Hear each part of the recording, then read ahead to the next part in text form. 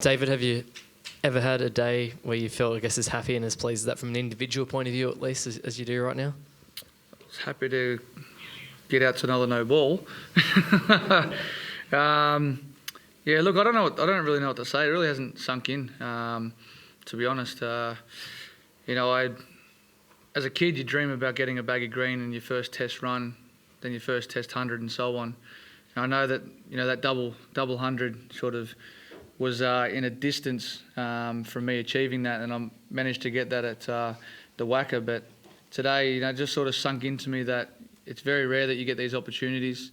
Given that there's still a lot of time left in the game, and looking up at the scoreboard, and I think there was a time where it was like 71 overs to go still, and I think on 250 odd, I think it was. I was like, this is probably a chance I'm probably never going to get. Especially here at Adelaide Oval, the pink ball.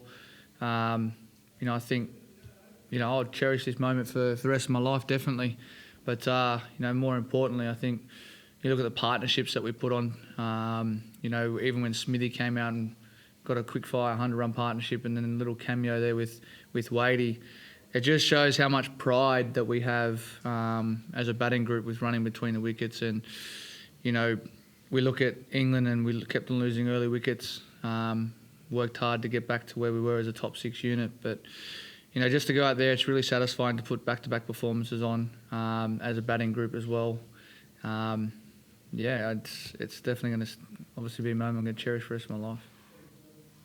Warner, how does it feel to be to play an epic innings and to surpass great Sir Donald Bradman's record here? Yeah, look, it's obviously as I said, it's a childhood dream to get your bag of green and then so on. But to achieve, passing Sir Donald Bradman's, highest Test score, you look at it as a kid growing up and thinking, who is ever going to beat that in general? And then, obviously Brian Lara goes on and gets 400.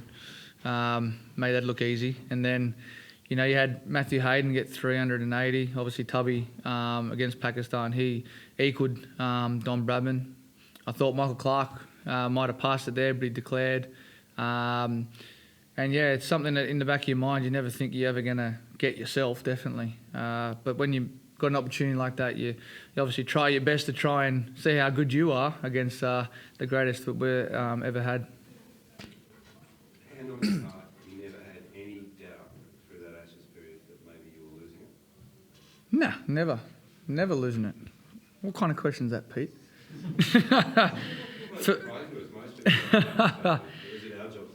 Yeah, look, at the end of the day, you're going to have people who doubt you. And to be honest, through that whole campaign in that series, I always said I wasn't out of form, I was out of runs. And I say this, and not just in hindsight, but if I had my time again, I would have not changed my guard. I wouldn't have listened to some external noises.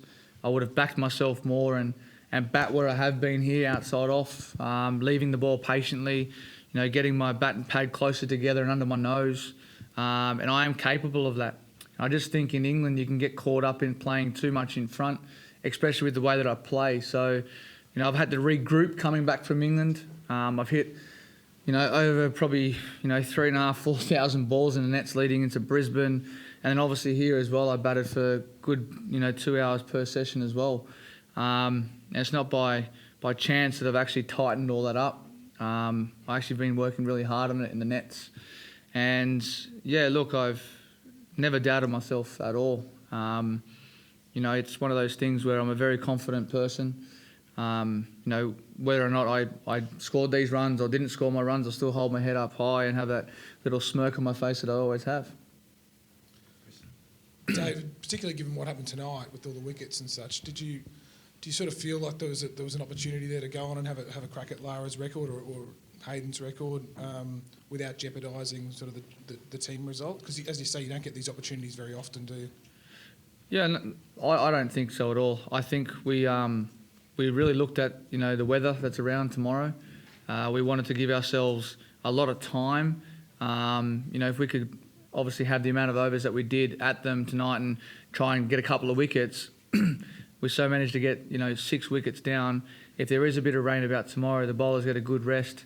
only have to come out and then you have to try and get 14 wickets in the last 2 days. So, it wasn't a thing in our mind to go out there and try and get that record or anything. It was more about putting our team in the great position to actually win the test with weather about tomorrow and possibly the day after. David, do you think it's just coincidence or there's something to the fact that in the last 10 years or so, it's been like the types of you and Chris Gale and Virender Sehwag have actually gone on and made triple hundreds in Test cricket. Guys who you wouldn't expect to be Test stars when they start out. Yeah, look, I've said it before. When I got the opportunity to play for Delhi in the IPL and I met Viru there, he sat down to me and, I'll quote him forever, that he said, I'll be a better Test player than 2020 player. And, I said to him, you're out of your mind. Like, I hadn't played many first-class games. And, he always said to me, he goes, they have some slips, a gully, covers open, mid-wicket's just there, mid-off, mid-on or up. And you just play your way and you'll get off to a flyer and sit there all day and you'll be picking them all off. And that's always just stuck in the back of my mind. That sounded very easy when he was discussing that. But, I don't know what it is. Obviously, Chris has got a lot of power and he can keep clearing the fences. But, it's patience as well. I think it's about, for us, it's about using the crease and we can, manipulate the bowlers. If you pitch it up when you're on and you can drive it, so be it. And if they bowl back of a length and, Sehwag used to whip him off his hip and I try and back cut them or try and little jab pull, we try and get the bowlers off their mark. And if we're capable of doing that, it sets you up for the rest of the day. But you still got to be patient. And, I don't know why it's guys like us, but yeah. Dave, just because there was, so much time left in the game and, Australia's so much on top, were you involved in any conversations about when to declare or, were you sort of asked for your thoughts on how you were going and how quickly they thought you could score? The first person I asked was actually Smithy when I was out there batting.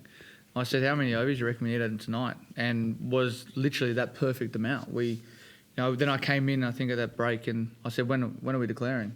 And, they said, 5:40. I said, okay. So I kept on asking when we were out there. As soon as I got the 5, then 10 past 5, and I was making sure that was still the message, and it was. Until I think that last over before, I think it just ticked over, and I think Painey wanted me to try and get past that 3:34 mark.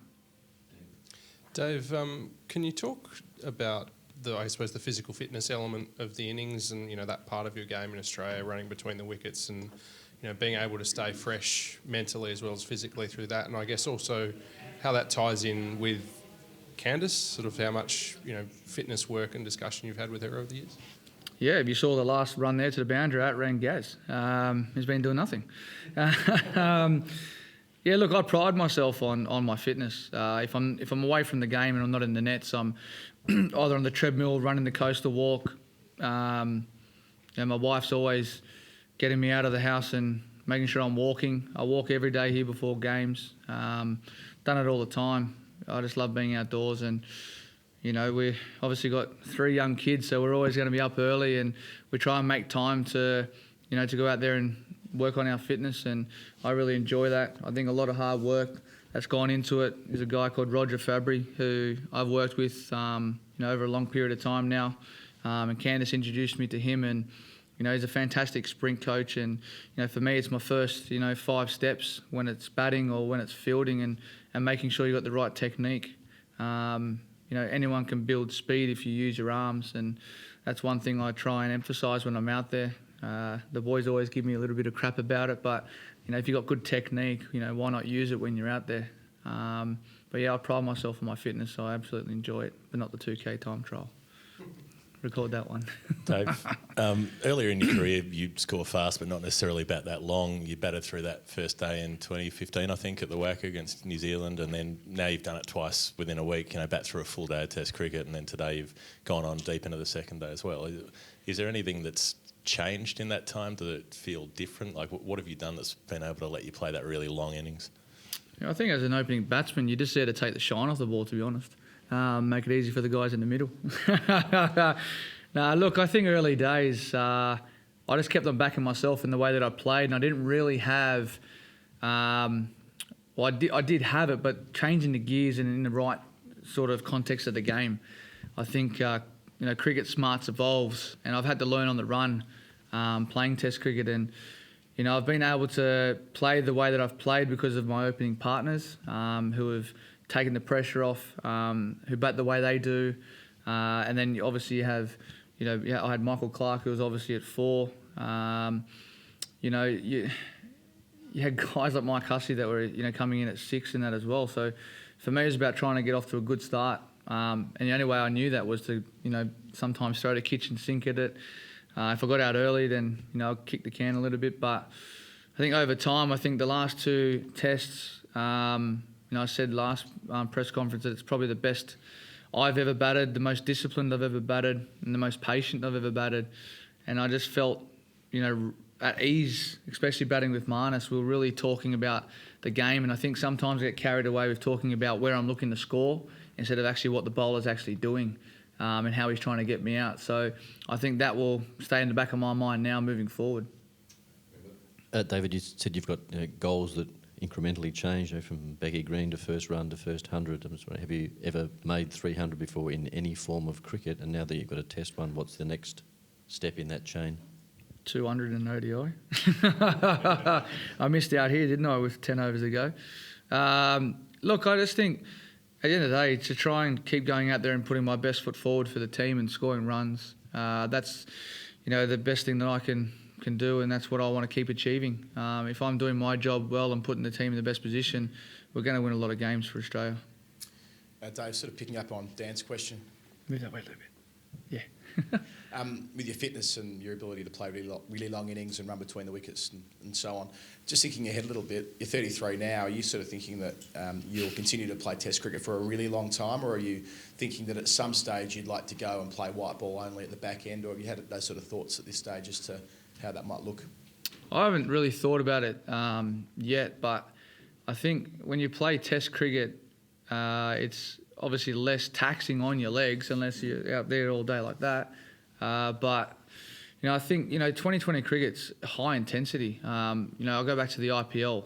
I was absolutely cooked. I think comes the 6th or 7th game, I'd spent most of the time out in the field in the heat and running with Johnny Bairstow, and it was really, really tough and taxing. But I think that is probably where I am now. I think if I had those miles in my legs, it's helping me right now, and I think that's a good thing. I think when you have time off, too much time off, and then you come back into it, it's really taxing on the body. It really does hurt. But look, if you're spending every day, every game out in the middle like that, it's obviously going to take its toll. But look, I really haven't put any thought into what I'll do first, whether it's give away 2020 internationals to free up some time for the Test matches. I think that will probably come around the corner after next year's World Cup. I might have to think about it. I think there's a World Cup 6 months after that as well. So I think something's going to have to give. It's also another opportunity for a youngster to come through.